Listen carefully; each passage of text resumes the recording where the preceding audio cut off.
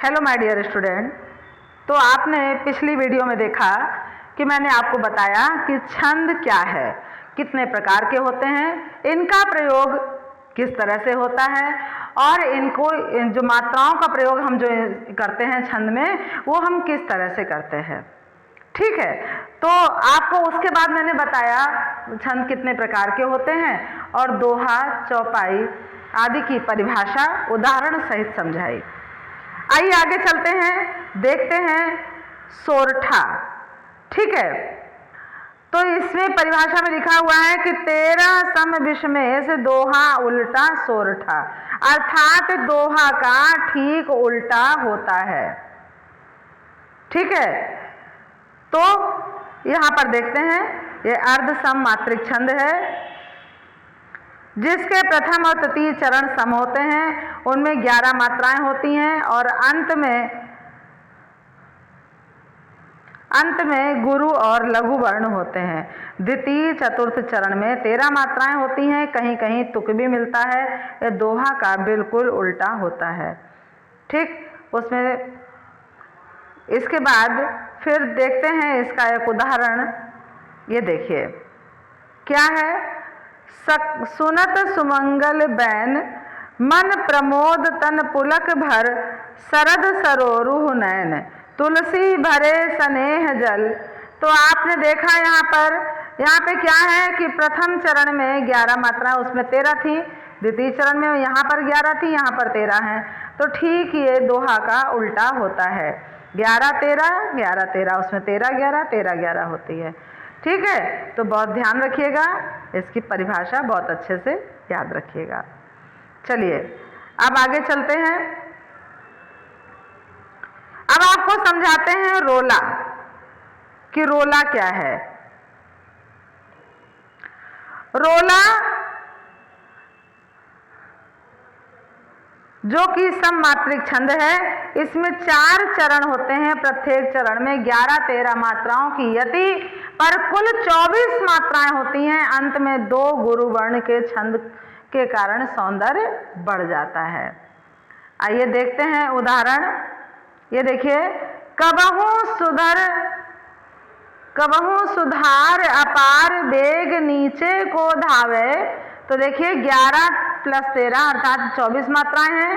और हहरात लहरात सहस जोजन चली आवे, यहाँ पर भी 11-13 अर्थात 24 मात्राएं हैं। और मन विद चतुर किसान पौन निज मन को पावत, और पुण्य खेत उत्पन्न हीर को रसी रसावत। तो आप देखिए यहाँ पर सभी में 24-24 मात्राएं हैं। तो ये बहुत आसान है, आपको बड़े अच्छे से याद हो जाएगा। रोला में प्रत्येक चरण में 24-24 मात्राएं होती हैं। ओके बेटा, इज दैट क्लियर एवरीवन ना? चलिए अब आगे चलते हैं। कुंडलियां। अब कुंडलियां में देखते हैं इसकी परिभाषा क्या कहती है कि मात्रिक विषम छंद है। वो सम था, ये विषम है, जिसमें 6 चरण होते हैं। प्रत्येक में 24 मात्राएं होती हैं। आदि के 2 चरण दोहे के, अंत में 4 चरण रोला के होते हैं। ये दोनों छंद कुंडलाकार एक दूसरे से जुड़े होते हैं, इसलिए इन्हें कुंडलियां छंद कहते हैं।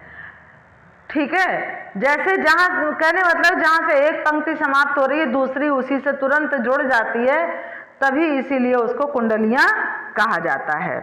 इस छंद में आदि और अंत में शब्द या पद एक नहीं होते। दोहे के चौथे चरण में रोला छंद का आरंभ होता है। अब उदाहरण देखिए। तौलो हे ऋतुराज मही कोकिल काक विचार। आगे क्या है? श्याम श्याम रंग एक से सोहत एक डार।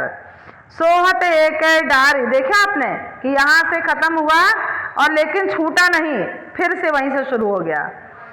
और काक कछु बाक न बोले, एड़ रहे निसकतासु हंसी कर डोले। बरने दीन दयाल नहीं गुण आकत जयलो, और काक कोकिला ज्ञान जात नहीं जानो तोलो। ठीक, तो देखिए यहाँ पर ये दोहा था और उसके बाद फिर ये रोला है। तो इतना समझ में आ गया। कुंडलियां जहां से एक शब्द खत्म होता है दूसरा वहीं से फिर से जुड़ जाता है। इसकी एक बड़ी सुंदर सी पहचान जो आप कभी भूल नहीं पाओगे। इसके बाद क्या है? हरि गीतिका। हरि गीतिका में क्या है परिभाषा देखिए, यह सममात्रिक छंद है जिसमें 4 चरण होते हैं, जिसके प्रत्येक चरण में 16 और 12 मात्राएं होती हैं। प्रत्येक चरण के अंत में एक लघु और एक गुरु आना आवश्यक है। चलिए उदाहरण देखते हैं। उदाहरण में क्या है, सन्मान सुरमुनि बंदी बैठे, उत्तर दिश देखत भये, और नव धूर खगमृग भूरि भागे, और विकल प्रभु आश्रय। तुलसी उठे अवलोक कारण, कहा चित सचकित, सब समाचार की रात खोलनी, आई तेई अवसर कहे। यहाँ पर देखिए पहले में 28 मात्राएं हैं, फिर 28 मात्राएं हैं, और फिर 28 मात्राएं हैं, फिर 28 मात्राएं हैं। यहाँ पर अंत में गुरु पद आता है, गुरु वर्ण आता है। ठीक है, यहाँ देखिए भय, यहाँ कहे। क्लियर। अब इसके बाद आखिरी है बरवे। बरवे में देखिए, विषम 12 बरवे सम दिन जान। देखिए यह अर्ध सम मात्रिक छंद है। इसे प्रथम में तृतीय चरण में 12-12 मात्राएं, द्वितीय और चतुर्थ चरण में 7-7 मात्राएं होती हैं। सम चरणों अर्थात दूसरे और चौथे अंत में क्या होता है, एक लघु, एक गुरु और एक लघु होता है। उदाहरण आइए चलिए देखते हैं। ये देखिए, अवध शिला के उर पर था गुरु भार। यहाँ पर क्या है, 12 मात्राएं हैं और इसमें सिर्फ 7 मात्राएं हैं। आगे क्या है, तिल तिल काट रही थी, 12 मात्राएं, और द्रग जल भार, यहाँ पर भी 7 मात्राएं हैं। तो ध्यान रखिएगा। अब इंद्र वज्रा देखते हैं। इंद्र वज्रा में क्या है कि जहाँ समवर्ण व्रत है, जैसे प्रत्येक चरण में 2 तगण, 1 जगण, अंत में 2 और 1 क्रम में कुल 11 वर्ण होते हैं। उदाहरण में क्या यहाँ दिखाया गया है, देखिए कि मैं जो नया ग्रंथ विलोकता हूँ, भाता मुझे सो नौ मित्र सा है, और देखूं उसे मैं नित्य प्रेम से ही, मानो मिला मित्र मुझे पुराना। 11 वर्ण है, 11 वर्ण है, 11 वर्ण है, क्योंकि वर्णिक छंद है ना अभी ये, तो यहाँ पर वर्णों की काउंटिंग हो रही है।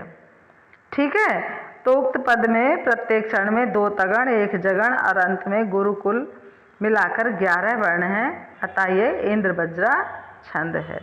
उपेंद्र वज्रा में देखते हैं क्या है इसकी परिभाषा, कि यह समवर्ण व्रत है। यह समवर्ण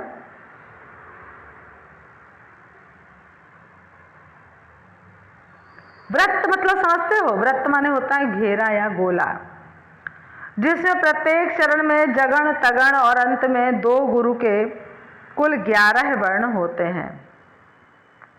आइए उदाहरण देखते हैं। बड़ा कि छोटा कुछ काम कीजिए, परंतु पूर्वा पर सोच लीजिए, बिना विचारे यदि काम होगा कभी ना अच्छा परिणाम होगा। प्रत्येक चरण में 11-11 वर्ण आए हैं। अच्छा, अब बसंत तिलका में देखते हैं। यह समवर्ण व्रत है। इसके प्रत्येक चरण में तगण, भगण, जगण, जगण, अंत में 2 गुरु और क्रम में कुल 14 वर्ण होते हैं। त, ज, ज, गु, गु।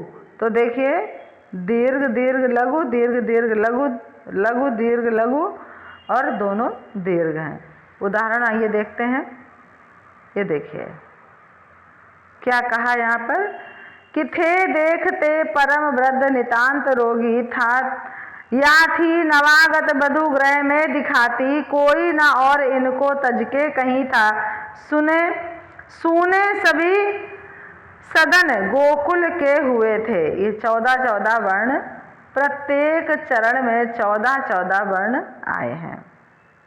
ये है बसंत तिलका। आइए देखते हैं मालिनी। मालिनी में क्या है, ये समवर्ण व्रत है जिसमें 4 चरण होते हैं। प्रत्येक चरण में नगण, तगण, भगण, यगण और जगण कुल 15 वर्ण होते हैं। आइए उदाहरण देखते हैं।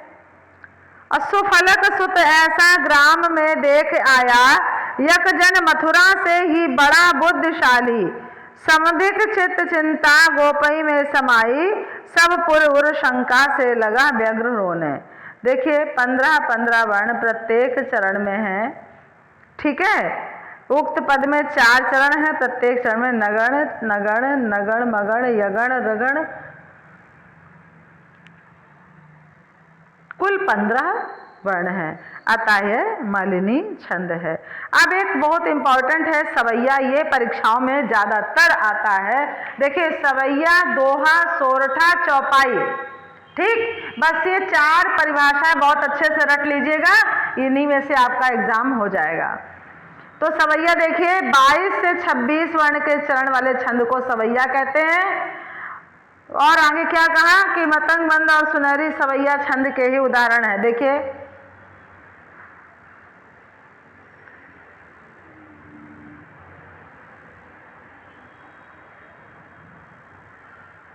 अब यहाँ पर सवैया के ही उदाहरण, सवैया के भाग, सवैया के भेद। तो सबसे पहला है मतंग, मतंग यंद सवैया, यह समवर्ण व्रत है जिसे प्रत्येक चरण में 60 भगण 2 गुरु के क्रम में कुल 23 वर्ण होते हैं। उदाहरण में देखिए केशव, केशव ये मिथिलाधिप है, जग में जिन कीरति बोल बही है, और दान कृपान विधानन सो मिसरी वसुधा जिन हाथ लई है। अंग 6 सातक 8 सो भव तीनों लोक की सिद्ध भई है, अवेद त्रयी अरुराज श्री परिपूर्णता शुभयोगमयी है। प्रत्येक में 23 वर्ण हैं, प्रत्येक में 23 वर्ण हैं, ठीक है। तो ये क्या है, सवैया का मतंग यंद सवैया। अब इसके बाद इसका दूसरा भाग है सुंदरी सवैया। आइए देखते हैं सुंदरी सवैया की परिभाषा। वह समवर्ण व्रत है जिसमें 4 चरण होते हैं और प्रत्येक चरण में 8 सगण, अंत में 1 गुरु, कुल मिलाकर 25 वर्ण होते हैं। कौन कौन से देखिए, स स स स स स स स ग समवर्ण है, ठीक है। उदाहरण देखिए सगण 8 एक मिला गुरु अनंतहि सुंदरी नाटक छंद बना लो, 25 वर्ण टोटल होते हैं।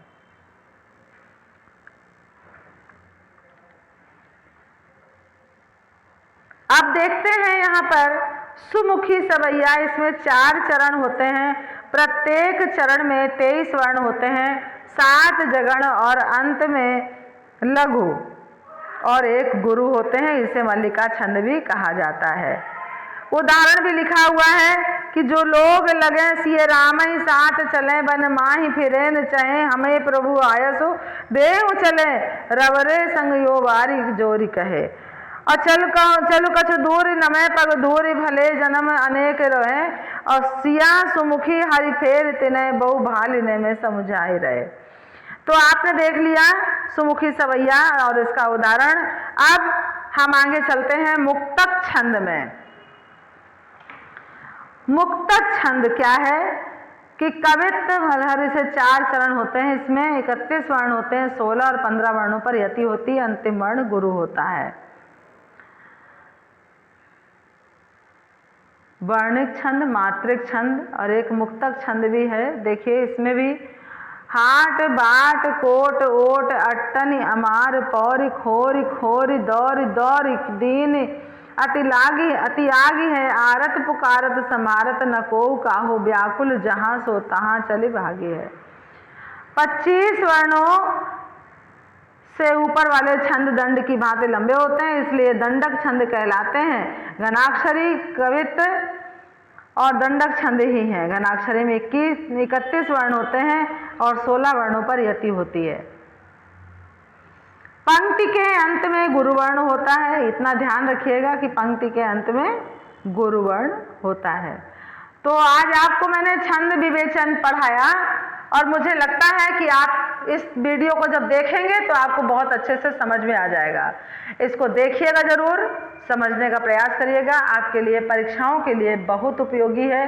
सिर्फ 12th ही नहीं, 12th के बाद भी आपकी सहायता बहुत करेगा। Okay class, thank you everyone.